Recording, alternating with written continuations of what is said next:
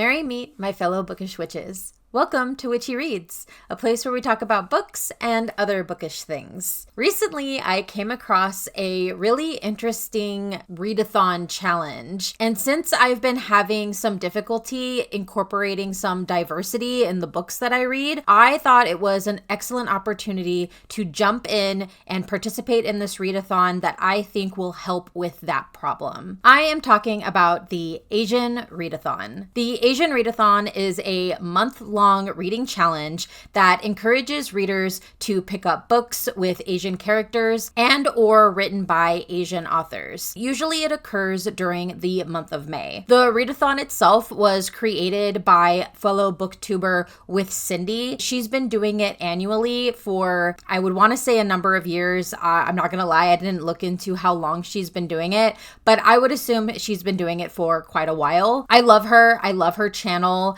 I think she is phenomenal, and I would absolutely like to be her friend. I think this challenge is absolutely brilliant. I can't wait to get into books that I probably normally wouldn't have picked up on my own. First things first though, some informational house cleaning. This will be the first year that I am partaking, as you probably already gathered by this intro. From what I've gathered from With Cindy's kickoff video for this, she selects a theme every year. This year's theme is based off of the film Past Lives. It's a film that came out last year and follows two friends as they kind of navigate where their lives have taken them. There are 5 prompts associated with this theme, and I think they are excellent. So let's go ahead and talk about them. The first prompt is definitely set up to be a give me. It is simply reading a book written by an Asian author. The second is to read a book that feels timeless. Third, read an underrated book. 4, read a debut book by an Asian author. And 5, read a book with a story, character, or world that represents what you would want in your next life. That last one definitely playing off of the themes from the film Past Lives. There aren't many rules for this challenge,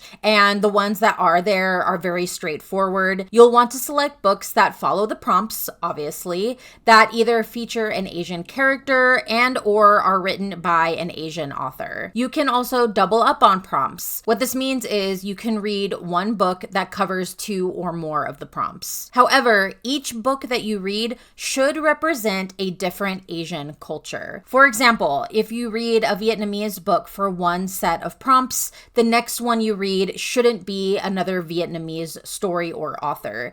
You have to pick a different Asian culture. That way you are diversifying even within the readathon itself. For more information and better details about the readathon prompts and rules, I suggest watching With Cindy's kickoff video. It has a lot of great information about it since obviously she is the one that hosts this every year. I'm gonna go ahead and post it in the description below. Within that video's description, With Cindy also provides a Google Sheet that lists all the information for the readathon, including a list of Asian authors and stories organized by their culture. She has definitely put in the work, and it is a great resource if you plan on joining this readathon. Now for the fun part, my book selections for this readathon. My first book choice will cover prompts 1 and 4. So a book written by an Asian author and a debut book written by an Asian author. I have selected The Eyes Are the Best Part by Monika Kim. First off, I have to say, I adore this cover. I think it is clever. I think it is creepy. It is perfect for what I imagine this book is going to have in store for me. This is a dark contemporary horror that I saw on book Twitter. I read the synopsis and instantly became excited. And then I saw it won't officially be published until June of this year. Not even the beginning of June, the end of June. I decided to shoot my shot on NetGalley, which had it available to request as an ARC. I went ahead and requested it, and surprisingly was approved. I am not exaggerating in that I have been a member of NetGalley for a while, a number of years at this point, and this has never happened. I have never really gotten a book that I have specifically requested before. It's usually been books that I'm already pre-approved for. And can I just say, I am so glad that this was the book that I finally got that NetGalley approval. So in covering the prompts, this book is a debut novel by Korean author Monika Kim, and it sounds darkly feminist in the best possible way. So I'm going to go ahead and read the description for you. Feminist psychological horror about the making of a female serial killer from a Korean American perspective. Ji-won's life tumbles into disarray in the wake of her appa's extramarital affair and subsequent departure. Her mother, distraught, her younger sister hurt and confused, her college freshman grades failing, her dreams horrifying, yet enticing. In them, Ji-won walks through bloody rooms full of eyes, succulent blue eyes, salivating blue eyes the same shape and shade as George's, who is Uma's obnoxious new boyfriend. George has already overstayed his welcome in her family's claustrophobic apartment. He brags about his puffed up consulting job, ogles Asian waitresses while dining out, and acts condescending toward Ji-won and her sister as if he deserves all of Uma's fawning adoration. No, George doesn't deserve anything from her family. Ji-won will make sure of that. For no matter how many victims accumulate around her campus, or how many people she must deceive and manipulate, Ji-won's hunger and her rage deserve to be sated. A brilliantly inventive, subversive novel about a young woman unraveling. Monika Kim's The Eyes Are the Best Part is a story of a family falling apart and trying to find their way back to each other, making a bold new voice in horror that will leave readers mesmerized and craving more. I am so deliciously excited to get into this book.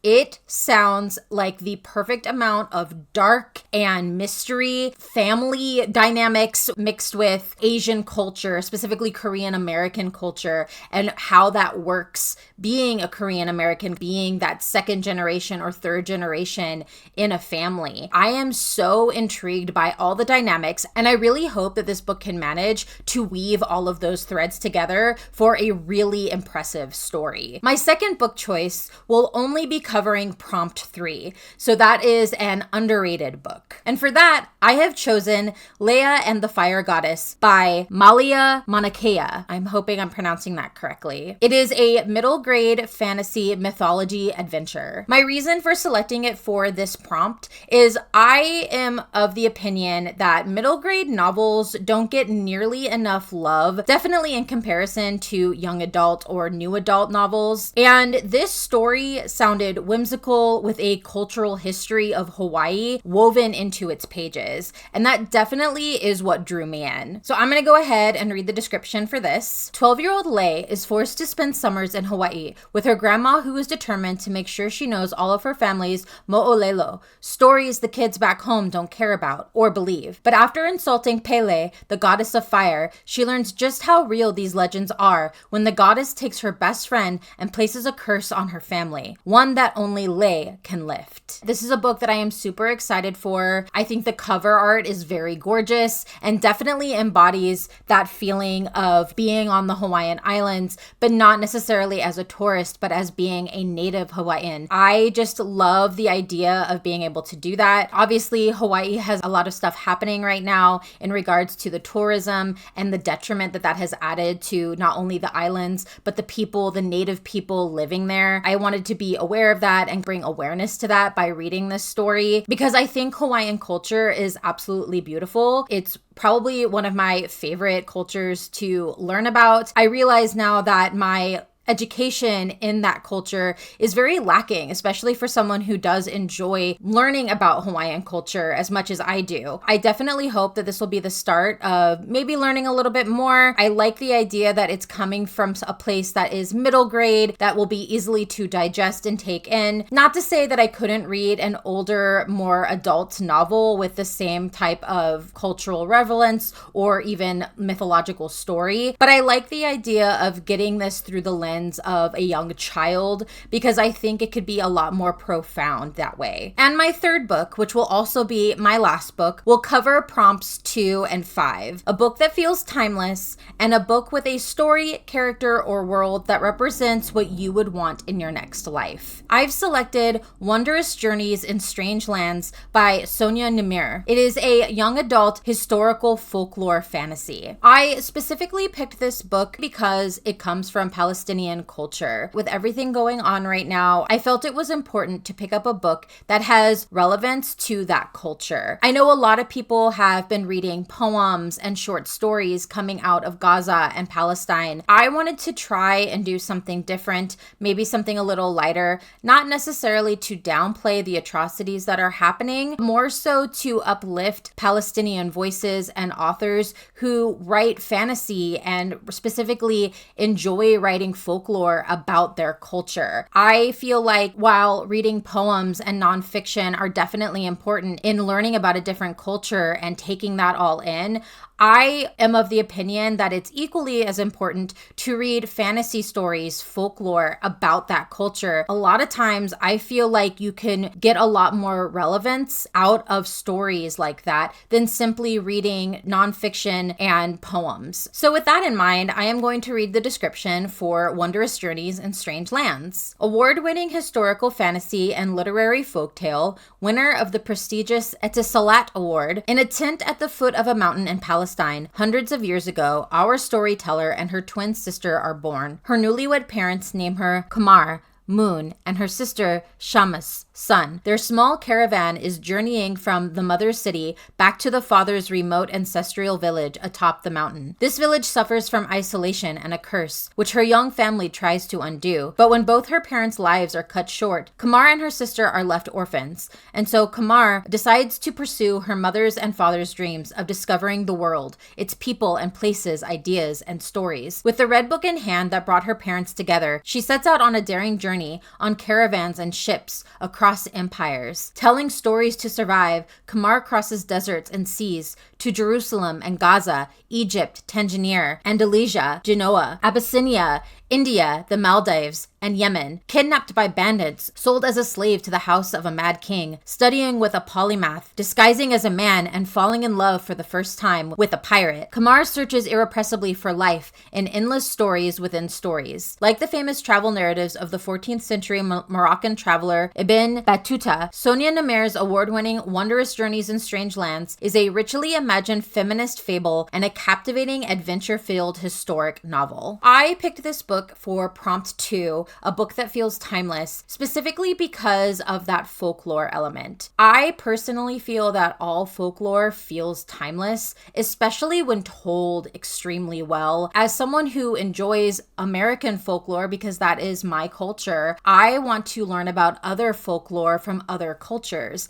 And what a great way to learn about Palestinian folklore than from this book. To me, that is definitely what feels timeless about this story. The last prompt, a book that contains a story, character, or world that you would want in your next life, definitely applies to this book for me as well, because we follow a woman main character who essentially leaves the life she's always known to go on these amazing adventures and see the world, and not only see the world, but take in the world, take in those cultures that she goes and sees in these other countries, these other places, meeting these other people. Since I was very young, I have always wished that I could be far more traveled than I am, to get to go to other places, the far reaches of the world, but not just go there, to actually experience the culture there. That is what drew me to this story based on that prompt. I would love in my next life to be a woman who could travel, even just solo, to go and experience these adventures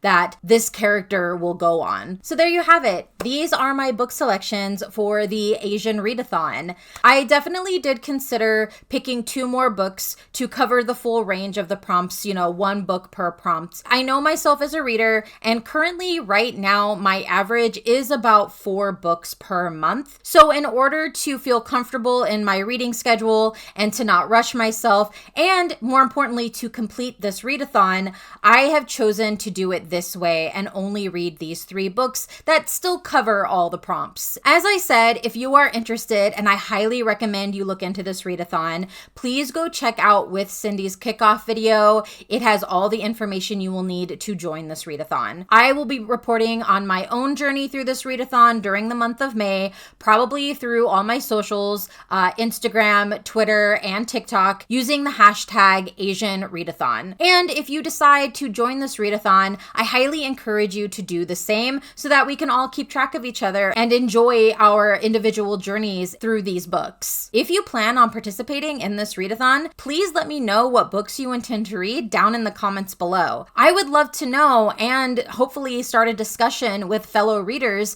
in this readathon. If you enjoy my videos and would like to support my channel, the best way to do that right now is to like this video, subscribe to my channel, share any videos that you particularly like. It really is a huge help and I greatly appreciate it. Until our next chapter together, merry part and blessed be.